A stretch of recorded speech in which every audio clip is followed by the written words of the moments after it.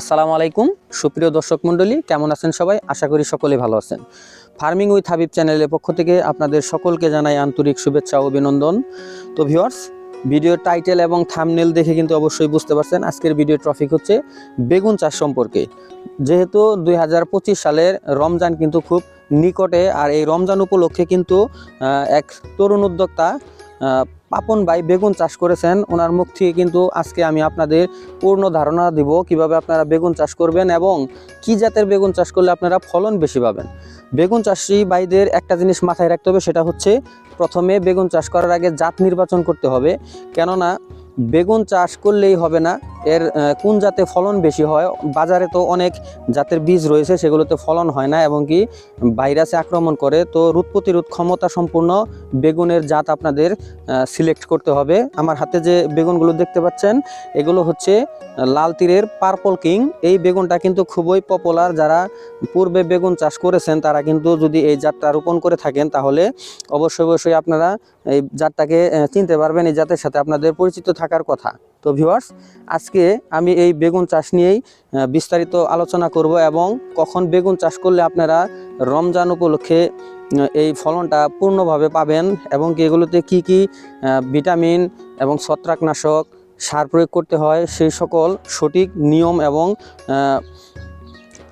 পন্থাগুলো আপনাদের আমি জানানোর চেষ্টা করব। তো ভিউয়ার্স, ভিডিওটি দেখার জন্য অনুরোধ রইল। তো ভিউয়ার্স, চলেন ওনার মুখ থেকে শোনা যায় যাক কিভাবে উনি এই বেগুন চাষ করছেন। আসসালামু আলাইকুম পাপন ভাই। ওয়ালাইকুম আসসালাম ওয়া রাহমাতুল্লাহি ওয়া বারাকাতুহু। কেমন আছেন পাপন ভাই? আলহামদুলিল্লাহ। পাপন ভাই, এটা কি জাতের বেগুন চাষ করছেন আপনি? লাল তীরের পার্পল কিং। লাল তীরের পার্পল কিং। এটা ফলন কেমন? এর আগে কি আপনি চাষাবাদ করেছেন? হ্যাঁ, আমি 3 বছর ধরে এই পার্পল কিং আবাদ করি। 3 বছর যাবত এই পার্পল কিং বেগুনের জাতটা আপনি চাষাবাদ করতেছেন। তো আপনি এখানে কত শতাংশ জমিতে এই পার্পল কিং এর চারা রোপণ করছেন? এখানে জায়গাটা হলো 20%, কিন্তু এখানে তো 3টা ফসল করি, এই জন্য মানে আমি একটা করে লাইন করছি, 6 লাইন করছি। ও, আর আপনি পাশে সাথে কুশালও চাষাবাদ করছেন? কপি লাগাইছিলাম, কপির সাথে কুশাল লাগাইছি।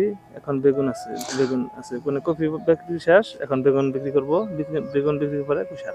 ও, তো আপনার লাল তীরে তো হিউজ পরিমাণে ফলন আসে। তো এই লাল তীরের বেগুনে আপনার একটা গাছ থেকে কত কেজি বেগুন উৎপাদন করা যায়, মানে এখান থেকে প্রোডাকশন পাওয়া যায়? একটা আসলে তো বেগুন হলো দীর্ঘমেয়াদী ফসল। জি। এটা একটা গাছ যদি আমি রাখতে চাই 1 বছর পর্যন্ত রাখা যাবে। 1 বছর? 1 বছর এই গাছটা যত্ন করলে একটা গাছ 1 বছরের এটা জীবিত থাকবে। দীর্ঘমেয়াদী ফসল এটা, যদি বন্যা না আসে। ও, তো পাপন ভাই, আপনি কি এই 2025 রমজানকে টার্গেট করে এই বেগুনগুলা চাষাবাদ করেছেন? রমজানকে টার্গেট করে যে চাষ করছি। ও, তো দর শুরু হয়েছে। রমজানের আর কতদিন সময় আছে ভাই? বেগুনটা কতদিনে? 1 মাস, 1.5 মাস নাই। 1.5 মাসের মতন আছে। তো এখন প্রথম কেবল চালিয়ে আসছে, প্রথম কেবলে ধর দিছে। বেগুনের কালার এবং কি সাইজ তো আলহামদুলিল্লাহ অনেক ভালো। এটা তো আমি তো কপি কাটার পরে কোনো যত্ন নিই নাই। জি। এখন এই যে পাতাটা কেটে দিয়েছি, জি। খোটা কাটবো, জি। এটা পানি টানি দিয়ে সার দিলে এটা বেগুন আরো কালার ভালো হবে এবং ই হবে। তো বেগুনের চারা রোপণের সময় আপনি কি কি সার প্রয়োগ করছিলেন? ডিএপি আর এমওপি। ডিআইবি আর এমওপি। ইউরিয়া সার প্রয়োগ করেন না? না, বেগুনের মধ্যে আমি ইউরিয়া সার প্রয়োগ করি না। ও, ইউরিয়া সার বেগুনের জন্য মনে হয় ক্ষতিকর। কপির জন্য কপির মধ্যে দিয়েছিলাম, ওই দিয়ে যা হয়েছে। তারপরে আমি শুধু ডিএপি সারই বেগুনের জন্য দিই। ডিআইবি সার? ডিআইবি সার ইউরিয়ার ভাগটা আছে। জি। তো আপনার এই গাছে এখন আরো বেশি ফলন আনার জন্য আপনি কি কি ভিটামিন প্রয়োগ করেন? আমি ভিটামিন দিই না, কিন্তু এটার মধ্যে বোরন দেবো আর হলো 16 বোরন। 16 বোরন দেবো আর হলো থিওবিট সালফার, যেটা সালফার।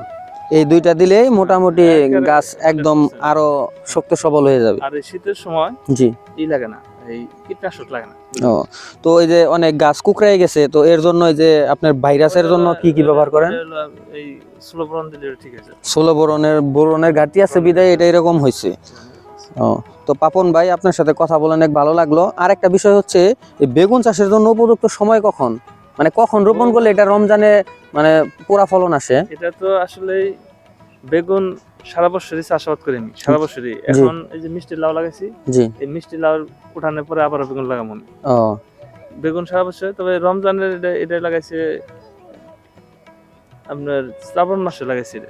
শ্রাবণ মাসে হ্যাঁ। ই করছেন, বীজ চারা রোপণ করছিলেন। বীজ ফলাইছি, আশ্বিন মাসে হলো এটা ই করছি, চারাটা লাগাইছি। ও আচ্ছা বাপন ভাই, তো আপনার সাথে কথা বলে অনেক ভালো লাগলো। পরবর্তী দেখা হবে ইনশাল্লাহ। আসসালামু আলাইকুম। তো ভিউয়ার্স, এতক্ষণ কিন্তু আপনারা বেগুন চাষ সম্পর্কে পূর্ণ ধারণা পেয়ে গেছেন যারা ভিডিওটি না টেনে পুরোটা দেখেছেন। বেগুন চাষ আপনারা কিভাবে করবেন, কখন করলে আপনারা ফলন বেশি পাবেন এবং কি কি ভিটামিন প্রয়োগ করতে হয়, বেগুন চাষের জন্য কি কি সার প্রয়োগ করতে হয়। তো ভিউয়ার্স, আমার ভিডিওটি যদি আপনাদের ভালো লেগে থাকে তাহলে বেশি বেশি লাইক কমেন্ট শেয়ার করবেন। আর যারা এখন আমার চ্যানেলটি সাবস্ক্রাইব করেননি তারা অতি দ্রুত চ্যানেলটি সাবস্ক্রাইব করে পাশে থাকা বেল আইকনটি বাজিয়ে দেবেন। তো ভিউয়ার্স, আজকের ভিডিও এই পর্যন্তই। পরবর্তীতে দেখা হবে নতুন কোনো ভিডিও নিয়ে, নতুন কোনো টপিক নিয়ে। সেই পর্যন্ত আপনারা সকলেই ভালো থাকেন, সুস্থ থাকেন। আল্লাহ হাফেজ। আসসালামু আলাইকুম।